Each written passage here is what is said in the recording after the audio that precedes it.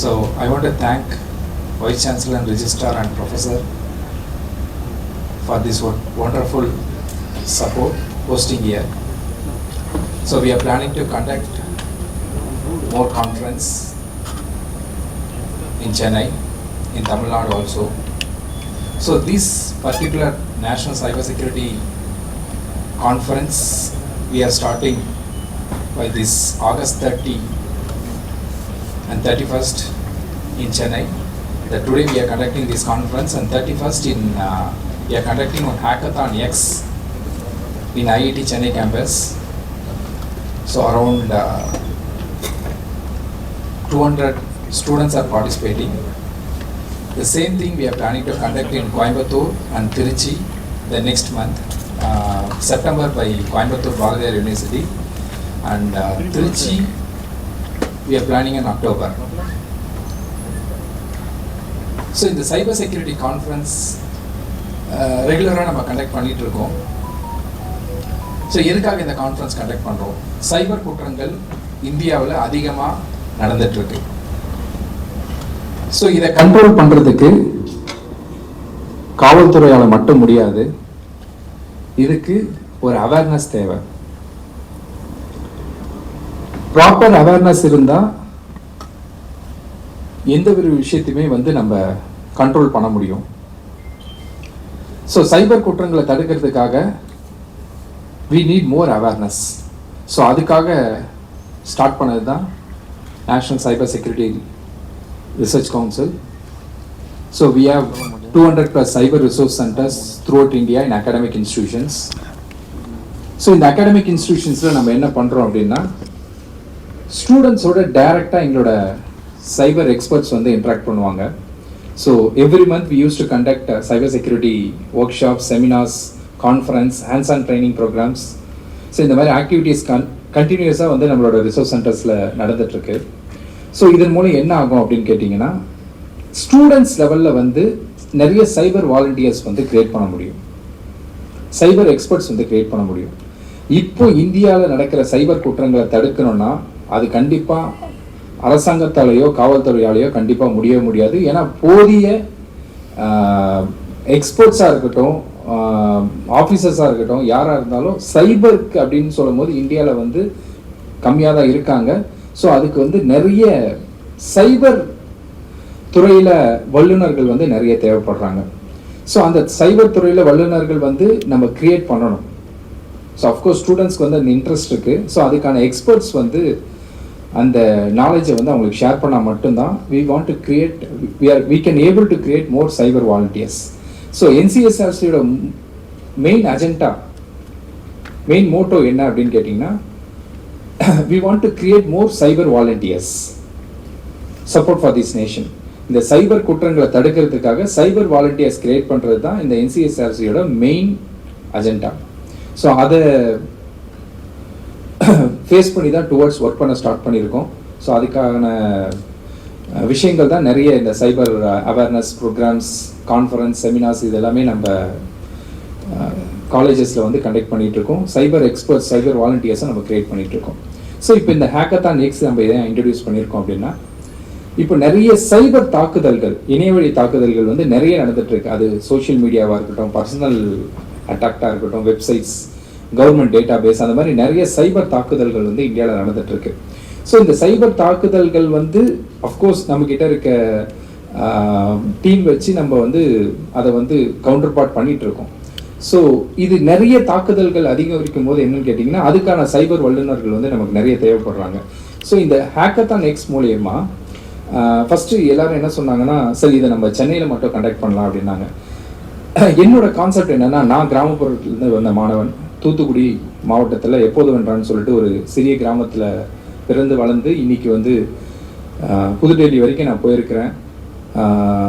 பெரிய பெரிய அதிகாரிகளையும் சரி, மாண்புமிகு நீதியரசர்கள், பிரைம் மினிஸ்டர், சீஃப் மினிஸ்டர்லாம் நான் மீட் பண்ணுறேன் அப்படின்னா அஃப்கோர்ஸ் என்னோட பெற்றோர்களோட ஆசீர்வாதம். ஸோ அது இல்லாமல் என்னோட கடின உழைப்பு, என்னோட உழைப்புக்கு அங்கீகாரம் கொடுத்தாங்க. ஸோ இதெல்லாம் நிறைய இடத்துல ரெகனைஸ் பண்ணணும். ஸோ அதனால் கிராமப்புற மாணவர்களும் வந்து இந்த ஹேக்கத்தான் எக்ஸில் வந்து பார்ட்டிசிபேட் பண்ணணும் அப்படின்றதுக்காக நான் கண்டிப்பாக என்னோட டீம் கிட்ட சொன்னேன். இதை நம்ம வந்து செப்பரேட்டாக வந்து 3 ரீஜன்ஸ் கண்டிப்பாக கொண்டு போகணும். கோயம்புத்தூர், திருச்சி அப்படின்னும் போது திருச்சி, மதுரை, தஞ்சாவூர், கும்பகோணம் அந்த பெல்ட்டில் இருக்கவங்க எல்லாருமே பார்ட்டிசிபேட் பண்ணணும். கோயம்புத்தூர், சேலம், ஈரோடு, நாமக்கல் அந்த பெல்ட்டில் இருக்கவங்க பார்ட்டிசிபேட் பண்ணணும். அவங்களோட டேலண்ட்டையும் நம்ம வெளியே கொண்டு வரணும். ஏன்னா அங்கேயும் டேலண்டட் பர்சன்ஸ் இருக்காங்க. என்னை விட அதிகமான டேலண்டட் பர்சன்ஸ், இங்கே இருக்கவங்களோட அதிகமான டேலண்டட் பர்சன்ஸ் வந்து ரூரல் ஏரியாலையும் இருக்காங்க. ஸோ அவங்களோட டேலண்ட்டையும் நம்ம ஐடென்டிஃபை பண்ணணும் அப்படின்றதுனால தான் இந்த ஹேக்கத்தான் வந்து டிஃப்ரெண்ட் ரீஜன்ஸில் வந்து நம்ம பண்ணிகிட்ருக்கோம். ஸோ இதன் மூலிமா வந்து அவங்களோட டேலண்டடை வந்து நம்ம வெளிக்கொண்டு வர போகிறோம். ஸோ அதுக்காக தான் இப்போ சென்னையில் நாளைக்கு நடக்க போகுது. ஸோ நான் எதிர்பார்த்ததை விட கான்ஃபரன்ஸை விட எனக்கு வந்து ஹேக்கத்தான் எஸ்க்கு வந்து நிறைய ரிஜிஸ்ட்ரேஷன் வந்தது. நம்ம ரிஜிஸ்ட்ரேஷன் வந்து ஃபஸ்ட் டைம் வந்து நேற்று 2 days முன்னாடி க்ளோஸ் பண்ணிட்டோம். ஏன்னா அவ்வளோ ஸ்டூடெண்ட்ஸ் வந்து இன்ட்ரெஸ்டடாக இருக்காங்க. நானே எதிர்பார்க்கல ஹேக்கத்தானுக்கு வந்து இவ்வளோ இன்ட்ரெஸ்ட் இருக்கும் ஸ்டூடெண்ட்ஸ் கிட்ட அப்படின்னு நான் எதிர்பார்க்கல. ஸோ எனக்கே பர்சனலாக ஒரு 10 கால் கிட்ட வந்தது, இந்த மாதிரி எங்களால் ரிஜிஸ்டர் பண்ண முடியல, ரிஜிஸ்டர் பண்ணோம் சார் அப்படின்னு சொல்லிட்டு. ஸோ நிறைய இன்ட்ரெஸ்ட் இருக்குது. ஸோ அதை வந்து we are ready to capture. At the same time வந்து கவர்மெண்ட்டும் இதை வந்து யூட்டிலைஸ் பண்ணணும் கரெக்டாக. ஸோ சைபர் கிரிமினல்ஸ் எந்த அளவுக்கு வந்து அதிகரிச்சுட்டு போகிறாங்களோ அதுக்கான சைபர் வல்லுநர்களையும் வந்து இந்த இந்தியா வந்து ப்ரொடியூஸ் பண்ண முடியும். ஸோ கண்டிப்பாக வந்து இந்த சைபர் தாக்குதல்கள் வந்து இந்தியா வந்து கண்டிப்பாக கண்ட்ரோலில் கொண்டு வர முடியும் through because of your support, help. So cyber தாக்குதல்கள் வந்து நிறைய ஒரு சிறப்புரையை வழங்கி சென்றிருக்கும் additional chief secretary Thiru Kumar Jayanth அவர்களே மற்றும் தமிழ்நாடு ஓப்பன் யூனிவர்சிட்டியின் ரெஜிஸ்ட்ரார் ப்ரொஃபஸர் செந்தில்குமார் அவர்களே, நன்றி உரையாற்ற இருக்கும் assistant professor department of criminology TNOU Jeevitha அவர்களே மற்றும் இங்கே வருகை புரிந்திருக்கும் இந்த தமிழ்நாடு ஓப்பன் யூனிவர்சிட்டியின் ஸ்டாஃப்ஸ் மற்றும் ஸ்டூடெண்ட்ஸ் மற்றும் ஊடக துறையிலிருந்து வந்திருக்கும் அனைத்து நண்பர்களுக்கும் இனிய காலை வணக்கம். எனக்கு வந்து இந்த நிகழ்ச்சியில் பங்கு பெறணும் அப்படின்னு சொல்லிட்டு டாக்டர் காளிராஜ் வந்து கேட்டப்போ, அதாவது நேஷ்னல் சைபர் செக்யூரிட்டி அப்படின்றது வந்து ஒரு ரொம்ப டெக்னிக்கலான ஒரு சப்ஜெக்ட். அதில் வந்து நான் ஒரு மருத்துவர் அண்ட் இப்போ வந்து ஒரு பாராளுமன்ற உறுப்பினராக இருக்கிறேன். இதில் சட்டங்கள் இயற்றினாலும் டெக்னிக்கலான நாலேஜ் அப்படின்றது நமக்கு வந்து அந்த அளவுக்கு இருக்காது. ஸோ அது வந்து எந்த அளவுக்கு நம்மளுடைய பங்களிப்பு இதில் இருக்கும் அப்படின்றத ஒரு யோசனையோடு தான் வந்தேன். ஆனால் இந்த தலைமுறை இப்போ இருக்கிற ஸ்டூடெண்ட்ஸ் எல்லாருமே வந்து must be in your 20s. Majority are இந்த 20s or 30s, early 30s. ஆமாவா ஸ்டூடெண்ட்ஸ்? உங்களுக்கு எல்லாம் என்ன வயசு இருக்கும்? 30 வயசுக்கு மேலே இருக்கிறவங்க எத்தனை பேருக்கு கை தூக்குங்க? 20லேருந்து 30க்குள்ளார இருக்கிறவங்க எத்தனை பேர் கை தூக்குங்க? ஓகே. ஸோ நீங்கள்லாம் வந்து ஐ மீன் 2K கிட்ஸ். ஸோ இதில் நாங்கள் வந்து எனக்கு வந்து 55 வயதாகிறது. நீதி அரசர் அவர்களுக்கு வந்து 70 வயது போல் இருக்கும். எங்களுடைய வாழ்க்கையில் தான் இந்த மாற்றங்களை எல்லாம் சந்திக்கும் ஒரு வாய்ப்பு அப்படின்றது வந்து பார்த்தீங்கன்னா எங்கள் தலைமுறையில் இருந்தவர்களுக்கு தான் அந்த வாய்ப்பு கிடைத்திருக்கிறது. ஏன்னா நீங்கள் வந்து பார்த்தீங்கன்னா நாங்கள் பள்ளி பருவத்தில் படிக்கும் பொழுது அந்த கம்ப்யூட்டர்ன்றது கிடையாது, இந்த நீங்கள் இன்றைக்கி பேசிகிட்டு இருக்கிற இன்டர்நெட்ன்றதுலாம் கிடையாது. இந்த டெக்னாலஜிலாம் வர ஆரம்பித்ததே வந்து நான் வந்து பள்ளி பருவத்தில் படித்து கொண்டிருக்கும் பொழுது தான் டிவி அப்படின்றதே வருது. அதாவது பிளாக் அண்ட் ஒயிட்டில் முதல்ல வருது, அதுக்கப்புறமா கலர் டிவி அப்படின்றது வருது. In fact Kapil Dev world cup அப்படின்றது அந்த காலகட்டத்தில் நடந்தது. அதுதான் வந்து முதல்ல டிவி அப்படின்றதே வந்தது. அதன் பிறகு உங்களுக்குலாம் இதில் பாதி பேருக்கு இதெல்லாம் நீங்கள் வந்து கேள்விப்பட்டிருப்பீங்களான்றதே தெரியாது. அதாவது ஒரு படத்தை பார்க்க வேண்டும் என்றால் நீங்கள் வந்து இன்றைக்கி மொபைல்லேயே பார்க்கலாம். அப்போல்லாம் வந்து டிஜிட்டல் கேசட் அப்படின்னு ஒன்று இருக்கும், அதை வந்து DVR அப்படின்றத போட்டுட்டு அதை தான் அந்த படத்தை பார்க்க வேண்டும், அதை ரீமைண்ட் பண்ணணும், அது மாதிரின்றதெல்லாம் நிறைய இருக்கும். ஒரு டேப் மாதிரி இருக்கும் அது. ஸோ அதே போன்றது. ஸோ தொழில் வளர்ச்சி, அதாவது தொழில்நுட்ப வளர்ச்சி அப்படின்றது வந்து எந்த அளவுக்கு வேகமாக இந்த கடந்த ஒரு 50 ஆண்டுகளில் வளர்ந்திருக்கிறது அப்படின்னு பார்த்தீங்கன்னா, பேஜர் அப்படின்றது யாராவது கேள்விப்பட்டிருக்கீங்களா? எத்தனை பேருக்கு பேஜர்ன்ற வார்த்தையை கேள்விப்பட்டிருப்பீங்க? எத்தனை பேர் பேஜரை பார்த்துருப்பீங்க? அதாவது எனக்கு தெரிஞ்ச இந்தியாவிலேயே வந்து மிக குறுகிய காலம், அதாவது வந்து ஒரு சில மாதங்களிலேயோ இல்லாட்டி ஒரு வருடம் 2 வருடத்திலேயோ அடுத்த டெக்னாலஜி அப்படின்றது வந்துருச்சு, செல்ஃபோன் அப்படின்றது. செல்ஃபோன் அப்படின்றது வந்ததுக்கப்புறமா அந்த பேஜர் அப்படின்ற technology. So as new technologies come in, it replaces older technology.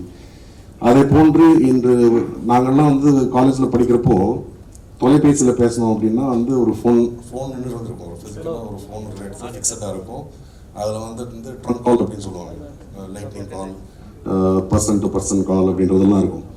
இதை போன்ற இருந்ததெல்லாம் இன்றைக்கு நீங்கள் வந்து அமெரிக்காவில் உலகத்தில் எந்த மூலையில் இருந்தாலும் ஒரு வீடியோ காலே நீங்கள் பண்ணி பேசிக்கக்கூடிய அளவுக்கு இந்த அளவுக்கு தொழில் வளர்ச்சி, தொழில்நுட்ப வளர்ச்சி இந்த அளவுக்கு வளர்ந்திருக்கிறது என்றால் அதில் வந்து அட்வான்டேஜஸும் இருக்குது, டிஸ்அட்வான்டேஜஸும் இருக்குது.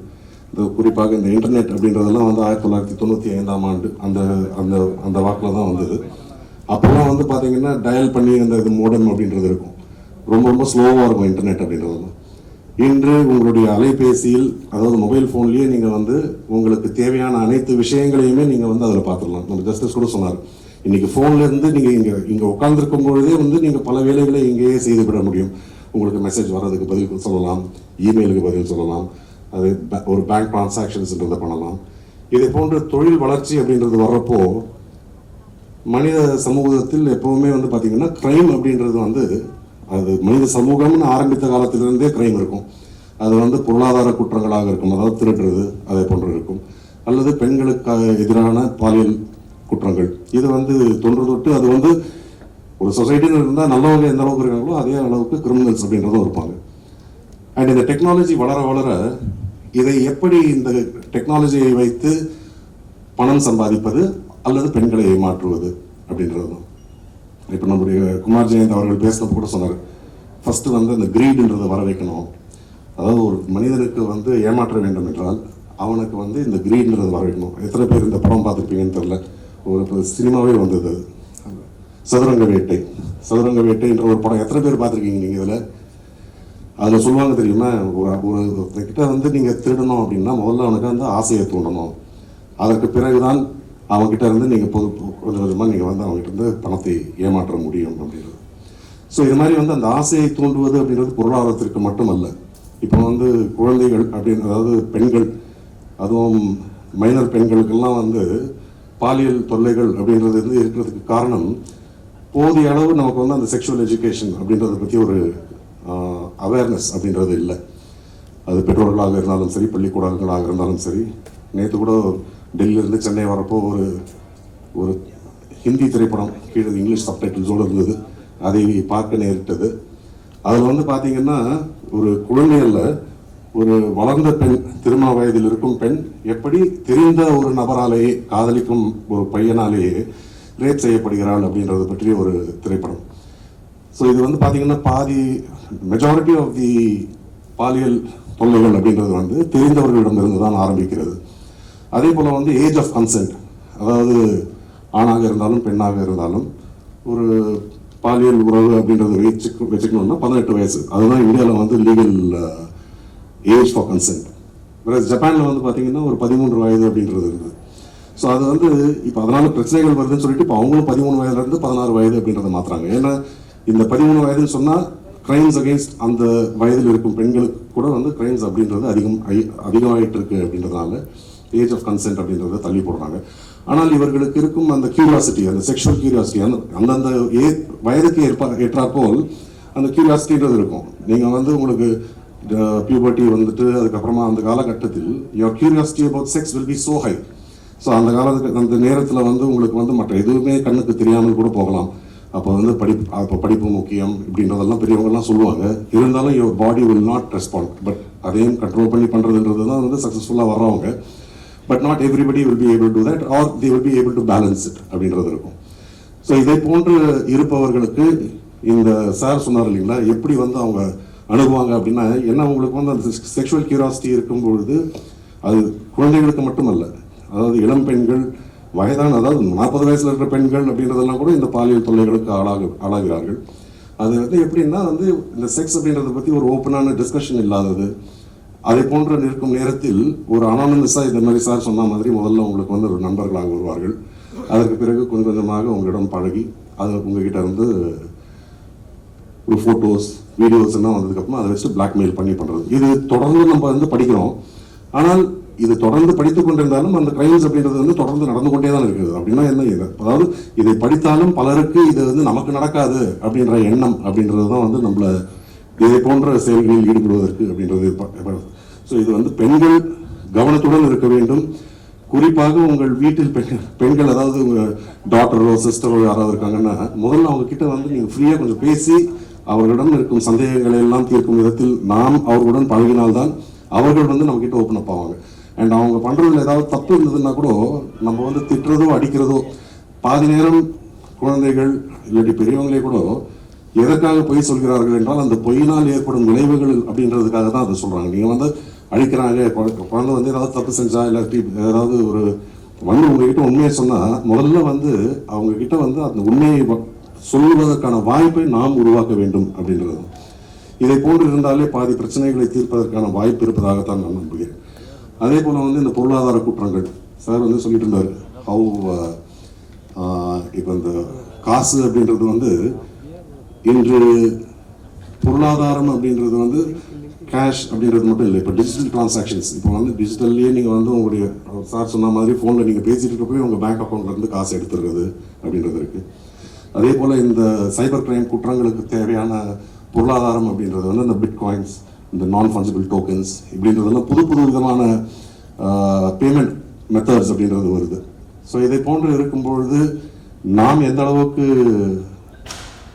பாதுகாப்பாக நாம் இருக்க வேண்டும் அப்படின்றதுக்கு வந்து நம்ம எத்தனை சார் பேசுகிறப்போ சொன்னார், தெரியாத நம்பர்லேருந்து வந்தால் ஃபோனே எடுக்காதீங்கன்ட்டு. நாங்கள்லாம் வந்து பப்ளிக் லைஃப்பில் இருக்கிறவங்க, எங்களுக்கு தெரியாத நம்பர்கள் எல்லா காலுமே தெரியாத நம்பர்லேருந்து தான் வரும். ஸோ அதில் வந்து எனக்கே கூட வந்து எனக்கு வந்து நான் இது மாதிரி எக்கனாமிக் இந்த இடியிலேருந்து நாங்கள் பேசுகிறோம் அப்படின்றதெல்லாம் எனக்கும் வந்திருக்கு. அதனால இடியிலேருந்து வந்து பேசுகிறோம் அப்படின்னு சொன்னாலே நான் வந்து உடனே எடுத்த உடனே நேரில் வந்து பேசுங்க சார் எதுவாக இருந்தாலும் அப்படின்னு சொல்லிட்டு ஃபோனை கட் பண்ணிடுவேன். ஸோ இதை வந்து ஃபோனை எடுக்காமல் இருப்பது அப்படின்றது ஒரு சிலருக்கு சாத்தியம் இல்லை. அப்படி இருக்கும் பொழுது நீங்கள் வந்து இது மாதிரி எடுத்தீங்கன்னா கூட இது மாதிரி ஏதாவது ஒரு சைபர் கிரிமினல்ஸ் அப்படின்றது வந்து நீங்கள் ஈஸியாக ஐடென்டிஃபை பண்ணிடலாம். அவர்கள் சொல்வதை போல வந்து எனக்கு தெரிந்து ஒரு டாக்டர் வந்து ஏமாந்தாங்கன்னு சொன்னாங்க. நான் வந்து அதை பார்த்துருக்கேன். அதாவது ஏமாறுறதுக்கு வந்து பட்டப்படிப்புன்றதுலாம் இல்லை, படித்தவனும் ஒரே மாதிரி தான், படிக்காதவர்களும் ஒரே மாதிரி தான்.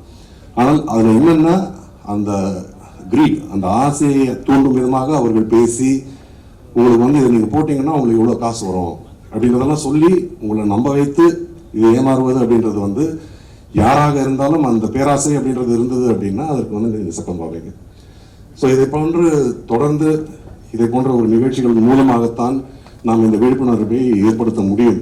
அதே போல் நான் டாக்டர் காளிராஜ் கிட்ட பேசிகிட்டு இருந்தப்போ அவர் சொல்லிட்டு இருந்தார், நீங்கள் இந்த மாதிரி போய் கம்ப்ளைண்ட்டே வந்து ஒரு போலீஸ் ஸ்டேஷனில் கொடுத்தா கூட, ஏன்னா இது வந்து ரொம்ப டெக்னிக்கலான சப்ஜெக்ட். இப்போ வந்து உங்களுக்கு வந்து ஒரு எஸ்எம்எஸ் மூலமாகவோ இல்லாட்டி வாட்ஸ்அப் மூலமாகவோ இல்லை ஏதாவது ஃபேஸ்புக் மூலமாகவோ ஏதாவது நடந்தது இருந்ததுன்னா நீங்கள் வந்து ஒரு கிரிமினலை வந்து நீங்கள் ஒரு ஆளை பேரை சொல்லி ஒரு எனக்கு ஏமாத்தினாருன்னு சொன்னால் நீங்கள் ஏதாவது ஆக்ஷன் எடுக்க முடியும் போலீஸால். பட் இது மாதிரி சொல்கிறப்போ நீங்கள் வந்து அந்த டிஜிட்டல் ஃபுட் பிரிண்ட் எல்லாம் ட்ரேஸ் பண்ணி போய் பண்ணுறதுனா டெக்னிக்கலி வெரி டிமாண்டிங் ஜாப். அதற்கு போதிய அளவிற்கு ட்ரைனிங் இருந்த இருக்கும் ஆட்கள் அப்படின்றது வந்து அந்த அளவுக்கு இந்த துறையில் இருக்க மாட்டார்கள். அதனால வந்து கம்ப்ளைண்ட்டே ரெஜிஸ்டர் பண்ணாமல் இருப்பாங்க அப்படின்றதெல்லாம் அவர் சொல்லிட்டு இருந்தார் டாக்டர் காளிராஜ். ஸோ இதுக்காக தான் வந்து இப்போது அந்த 1930 அப்படின்ற நம்பர் வந்திருக்கு, சைபர் கிரைம் செல் அப்படின்றது வந்து அந்த நம்பருக்கு ஃபோன் பண்ணி இது மாதிரி ஏதாவது சைபர் கிரைம் ரிலேட்டடான கம்ப்ளைண்ட்ஸ் இருந்ததுன்னா அதை வந்து பதிவு செய்யலாம் அப்படின்றது. அதுக்கான ரெசல்யூஷன் அப்படின்றதும் நடந்திருக்கிறதா வந்து டாக்டர் காளிராஜ் சொன்னார். பல செல்ஃபோனை திருட்டு வந்து வாங்கி கொடுத்துருக்காங்கட்டு. ஆனால் ஒன்ஸ் அமௌண்ட் வந்து போயிடுச்சு அப்படின்னா அதை திருப்பி பெற்று தருவது அப்படின்றது மிகவும் கடினம். ஆனால் அதுவும் அதற்கும் ஒரு வழியை ஏற்பாடு செய்ய வேண்டி இருக்கும் அப்படின்ற நிலைமையில் தான் நாம் இன்றைக்கி இருக்கோம். இன்றைக்கி தமிழ்நாட்டில் வந்து பார்த்திங்கன்னா தோராயமாக ஒரு 1200 சொச்சம் 1300 க்ளோஸ் டு 1300 போலீஸ் ஸ்டேஷன்ஸ் அப்படின்றது இருக்குது. எனக்கு தெரிஞ்சு இந்த தமிழ்நாடு ஓப்பன் யூனிவர்சிட்டியில் இதை போன்ற ஒரு மாணவர்களுக்கு அந்த ட்ரைனிங், அதாவது எத்திக்கல் ஹேக்கிங் அதை போன்ற ஒரு ட்ரைனிங் அதை கொடுத்தீங்கன்னா இதை வந்து இந்த இருக்கிற ஸ்டேஷன்ஸ் எல்லாத்துலேயுமே வந்து அது ஒரு சட்டமே கொண்டு வரலாம். அதாவது ஒவ்வொரு போலீஸ் ஸ்டேஷன்லையும் சைபர் கிரைம்ஸ் ஹேண்டில் பண்ணுறதுக்காகன்னு சொல்லிட்டு ஒரு ட்ரெயின்ட் பர்சன் அப்படின்றது ஒருத்தர் இருக்கணும் அப்படின்னு சொன்னால் அது ஒரு வேலை வாய்ப்பு உருவாவதற்கும் ஒரு வாய்ப்பாக இருக்கும். அதே போன்று இதை போன்று சைபர் கிரைம் இதனால் அச்சுறுத்தலில் இருக்கும் மக்களுக்கும் ஒரு பயனுள்ளதாக இருக்கும். ஸோ இதை வந்து நீங்கள் ஒரு ப்ரொபோசலாகவே கொடுத்தீங்கன்னா அது வந்து ஒரு சட்டமாக ஏற்றி தமிழ்நாடு அரசாங்கத்திடம் கொடுப்பதற்கு கூட நாங்கள் வந்து எங்களுடைய முயற்சிகளை மேற்கொள்கிறோம். அதே போன்று இந்த சைபர் கிரைம் குறித்த பாராளுமன்றத்தில் பேசுவதற்கு ஏதாவது விஷயங்கள் இருக்கிறது, ஒரு சட்டத்தில் ஒரு திருத்தம் கொண்டு வர வேண்டுமோ, ஒரு புது சட்டம் கொண்டு வர வேண்டும் என்று நீங்கள் நினைத்தீர்கள் என்றால் அது வந்து கலந்தாலோசித்து நீங்கள் சொன்னீர்கள் என்றால் நாங்கள் எங்களால் முடிந்த முயற்சியை கண்டிப்பாக செய்கிறோம். இந்த சிறப்பான நிகழ்ச்சி வெற்றி பெறுவதற்காக என்னுடைய வாழ்த்துக்கள். நன்றி.